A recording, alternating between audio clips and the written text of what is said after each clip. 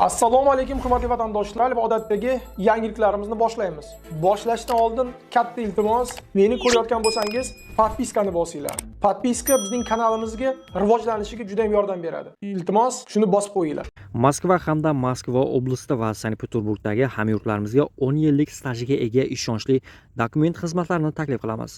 Registratsiya va uni продление qilish, трудовой договор, уведомление, spravkalar, проверка bazalar xizmatlari mavjud. Muhim eslatma, Amina ilovasi to'liq ishlamaganligi sababli registratsiya qilmaganlar zudlik bilan ushbu xizmatdan foydalaning. Hoziroq ekrandagi raqamlarga qo'ng'iroq qiling yoki WhatsAppdan yozing.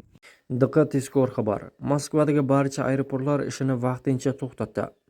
Assalomu alaykum qadrli mehmon, videodan to'liq xabardor bo'lish uchun videoga like va podpiska tugmalarini bosib qo'ying. 5-may kuni Moskvaning barcha aeroportlarida samolyotlarning kelishi va jo'nab ketishiga vaqtinchalik cheklovlar joriy etildi.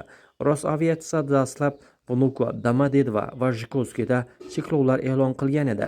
Keyinchalik Sheremetova ham parvozlarni to'xtatish to'g'risida xabarnoma berdi. Aeroport ushbu cheklovlar Kovrio rejasi bilan bog'liqligini aytdi. Shunga o'xshash parvoz cheklovlari Rossiyaning boshqa bir qator mintaqalarida jami 15 ta aeroportda joriy etildi. Mudofaa vazirligining ma'lumotlariga ko'ra, 5-may kechasi Rossiya hududi ustida 289 ta Ukraina dronlari urib tushilgan. O'zbekiston va Rossiya neft-gaz yetkazib berish hajmini oshirish bo'yicha kelishuvga erishdi. Bu haqda Rossiya bosh vaziri Mikhail Mishustin Rossiya va O'zbekiston hukumat rahbarlari darajasidagi qo'shma komissiya yig'ilishida ma'lum qildi. Rossiya O'zbekistonning tashqi savdo hajmi bo'yicha yetakchilar qatoriga kiradi. O'tgan yili o'zaro tovar aylanmasi qariyb 12,5% ga o'sdi va hozirda taxminan 1 trillion rublga yaqinlashdi. Davlat rahbarlarining kelishuvlariga muvofiq biz 2030-yilgacha ushbu ko'rsatkichni bir necha baravar oshirishimiz kerak. Bunday rejalarni amalga oshirish uchun zarur baza mavjud deb hisoblayman, deydi Mishustin. O'z navbatida O'zbekiston bosh vaziri Abdulla Aripov yig'ilish avvalida O'zbekiston-Rossiya o'rtasidagi har tomonlama strategik sheriklik va hamkorlik munosabatlari hozirgi vaqtda prinsipial jihatdan yangi bosqichga chiqqanini ta'kidlagan. So'nggi 5 yil ichida ikki tomonlama tovar aylanmasi 2 baravarga o'sdi va 2025-yil yakunlariga ko'ra, siz ta'kidlaganingizdek 13 milliard dollardan oshdi. Bizning ma'lumotlarimizga ko'ra, bu ijobiy dinamika joriy yilda ham saqlanib qolmoqda. Yilning dastlabki 2 oy davomida savdo hajmi yana 30% ga o'sdi, deydi Aripov.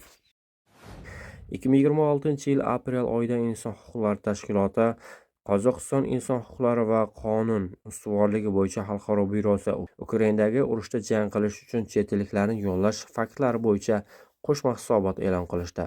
Hisobotda aytilishicha, 2022-yil fevral oyidan beri Rossiya armiyasiga 130 dan ortiq mamlakatdan kamida 27 ming chet ellik jalb qilingan. Mualliflarning fikriga ko'ra, bu amaliyot mamlakat ichida yangi safarbarlik e'lon qilmasdan yo'qotishlarni qoplash uchun qo'llanilmoqda. Urushga yollash bo'yicha Markaziy Osiyo alohida o'rin tutadi. Hisob-kitoblarga ko'ra, urushda O'zbekiston, Tojikiston, Qozog'iston va Qirg'izistondan 7 mingdan ortiq 12 minggacha bo'lgan fuqarolar ishtirok etmoqda. Mamlakatlar bo'yicha aniq ma'lumotlar ham taqdim etilgan. O'zbekiston 2700 dan ortiq kishi, Tojikiston 2000 dan ortiq kishi, Qozog'iston 1,5 mingdan ortiq kishi, Qirg'iziston taxminan 800 kishi.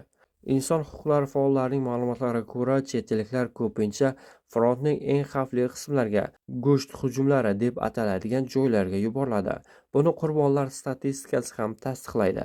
Inson huquqlari tashkiloti xalqaro hamjamiyatni ushbu amaliyotga chek qo'yish va jabrlanganlarga yordam berish, jumladan vataniga qaytarish va ularning oilalarini qo'llab-quvvatlash uchun bosimni kuchaytirishga chaqirmoqda.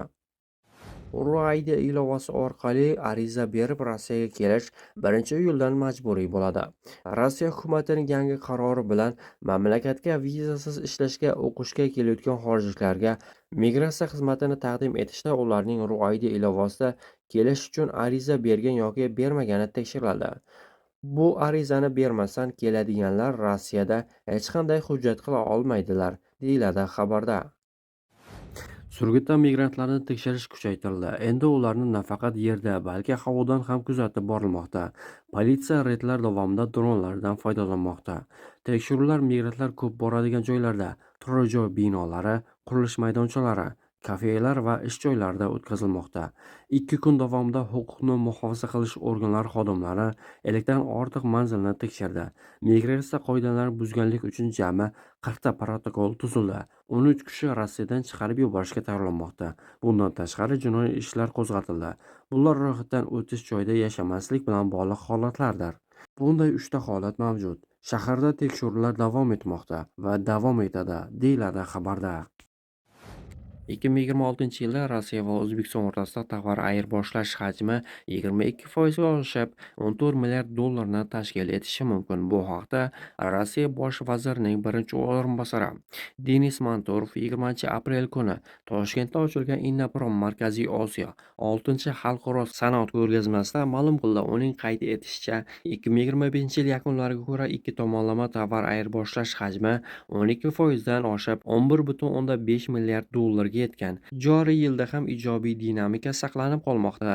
Yil oxirigacha 14 milliard dollar darajasiga erishishga umid qilish imkonini beradi, deydi u. Manturovning so'zlariga ko'ra, sanoat, energetika, transport va logistika, agrosanoat va boshqa ko'plab sohalarda qo'shma loyihalarni amalga oshirish bo'yicha faol ishlar qo'shimcha ishonch bag'ishlaydi. Bizning birgalikdagi sa'y-harakatlarimiz ishlab chiqarish kooperatsiyasini kengaytirish, ta'minot zanjirlarining barqarorligini oshirish, shuningdek, o'zaro hamkorlikning yangi nuqtalari va formatlarini doimiy ravishda izlashga qaratilgan, deydi Rossiya Federatsiyasi bosh vazirining birinchi o'rinbosari. Seshanba kuni Moskva viloyatining Dimitrov shahar okrugida qurilish vagonchasida o'lik holda topilgan 3 muhojirning zaharlanishiga oid tafsilotlar paydo bo'ldi. Ma'lumotlarga ko'ra, erkaklar Everskoy qishlog'idagi Kortej posyolkasida avtoturargoh qurilishida ishlagan. Ular pechka bilan isitilgan qurilish konteynerida yashagan. Migrantlar isitish tizimini noto'g'ri ishlatib, is gazi chiqishi natijasida vafot etganligi yozilmoqda. Jasadlarni qurilish maydoniga gaz generatorini yetkazib berish uchun kelgan ularning hamkasbi topgan. Rossiya Federatsiyasi Tergov qo'mitasining Moskva viloyati bo'yicha bosh tergov boshqarmasi boshlig'ining yordamchisi Anna Tetrichnayaning so'zlariga ko'ra, hodisaning sababi va sharoitlarini aniqlash uchun bir qator tergov harakatlari olib borilmoqda. Marhumlarning asli qirg'izistonlik ekanligi xabar berildi. Rossiyada chet el fuqarolari uchun yashash guvohnomasini rasmiylashtirish boji 6 ming rubldan 30 ming rublgacha oshiriladi. Soliq kodeksidagi tegishli o'zgartirishlarni 27 aprel kuni hukumatning qonunchilik faoliyati bo'yicha komissiyasi ma'qulladi. Bu haqda TASS xabar berdi. Rossiya Federatsiyasi soliq kodeksining 2-qismiga quyidagi o'zgartirishlar kiritilgan. 333-228-moddasi 1-bandidagi o'zgartirish chet el fuqarosi yoki fuqaroligi bo'lmagan shaxsga yashash guvohnomasi berilganligi uchun 30 ming rubl miqdorida boj belgilansin, deya hujjatdan parcha keltiradi TASS. Shu bilan birga yashash guvohnomasini rasmiylashtirish uchun bojning oshirilishi rekord darajadagi ko'rsatkich emas. Rossiyada migratsiya sohasidagi boshqa davlat bojlari ham keng ko'lamli oshirilishi kutilmoqda.